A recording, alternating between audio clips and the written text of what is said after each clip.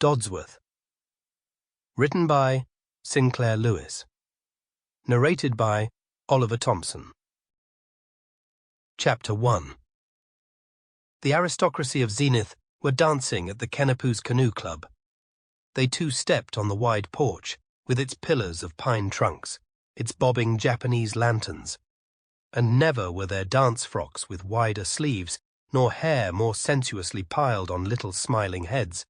Never an August evening more moon-washed and spacious and proper for respectable romance. 3 guests had come in these new-fangled automobiles, for it was now 1903, the climax of civilization. A 4th automobile was approaching, driven by Samuel Dodsworth. The scene was a sentimental chromo, Crisping Lake, lovers in canoes singing Nellie Was a Lady, all very lugubrious and happy, and Sam Dodsworth enjoyed it. He was a large and formidable young man, with a healthy brown moustache and a chaos of brown hair on a massive head.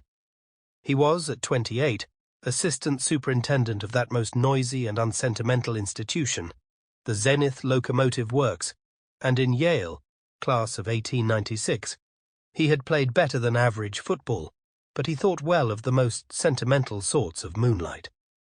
Tonight, he was particularly uplifted because he was driving his first car. And it was none of your old-fashioned gasoline buggies with the engine under the seat. The engine bulked in front, under a proud hood over 2 feet long, and the steering column was not straight but rakishly tilted. The car was sporting and rather dangerous, and the lights were powerful affairs fed by acetylene gas. Sam sped on, with a feeling of power, of dominating the universe, at 12 dizzy miles an hour.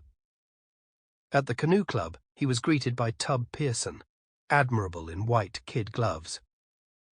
Tub, Thomas J. Pearson, round and short and jolly, class jester and class dandy at Yale, had been Sam Dodsworth's roommate and chief admirer throughout college, but now Tub had begun to take on an irritable dignity as teller and future president of his father's bank in Zenith.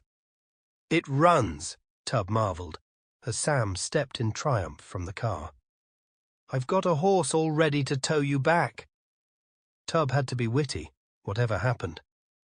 "Certainly it runs. I'll bet I was up to 18 miles an hour. "Yeah, I'll bet that someday automobiles'll run 40, Tub jeered. "Sure. Why, they'll just about drive the poor old horse right off the highway."